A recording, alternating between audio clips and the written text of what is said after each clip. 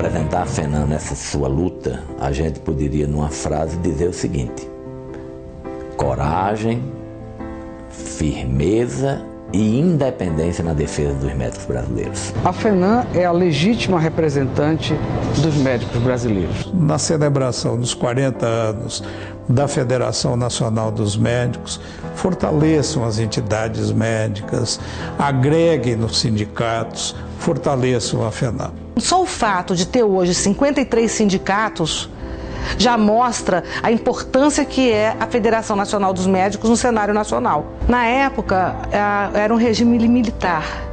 Quase todos os sindicatos, na ocasião, estavam sob intervenção. Um dos poucos sindicatos que não teve intervenção foi o Sindicato dos Médicos, aqui do Rio de Janeiro. E outros sindicatos médicos também de outros estados se reuniram e fizeram, então, a Federação Nacional dos Médicos em plena época de regime militar. Gostaria até de lembrar que a sigla FENAM foi modificada exatamente na nossa gestão, porque antigamente tinha uma sigla chamada FNM. A gente achou que FENAM dava uma sonoridade mais adequada. Foi talvez o reconhecimento e o apoio das médicas e dos médicos brasileiros e, por que não dizer, também da sociedade do Brasil.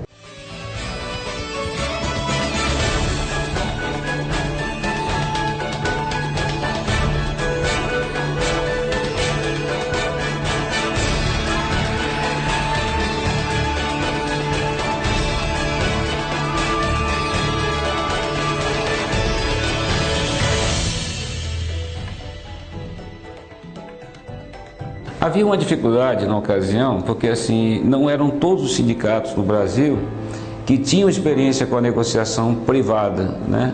Nós tínhamos, porque em São Paulo tem um setor privado extremamente forte, né?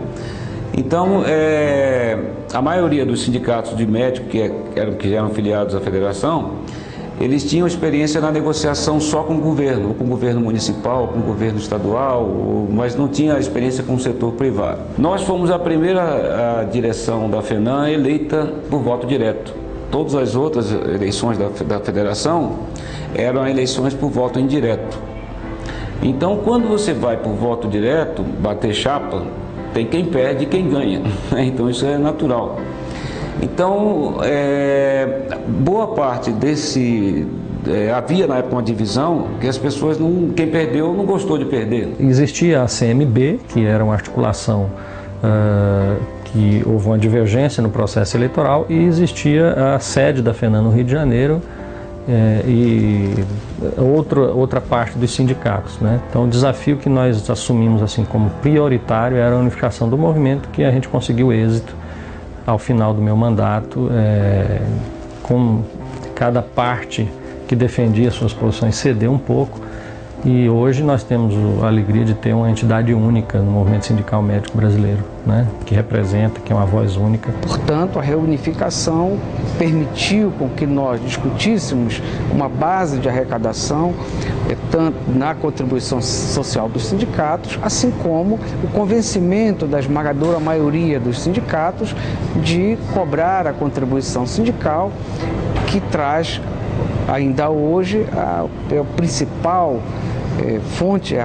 fonte de financiamento da Federação Nacional dos Médicos. Nós buscamos criar um plano de carreira em que fortalecesse, por exemplo, o salário base. Nós tínhamos, naquela época, nós tínhamos planos de carreiras que existiam no país, onde o salário base de alguns médicos era menos que a metade de um salário mínimo. Um plano de carreira que desse perspectiva de valorização, tanto por capacidade e competência no exercício do trabalho, quanto por qualificação da formação. E a referência salarial passava a ser o piso nacional da FENAM.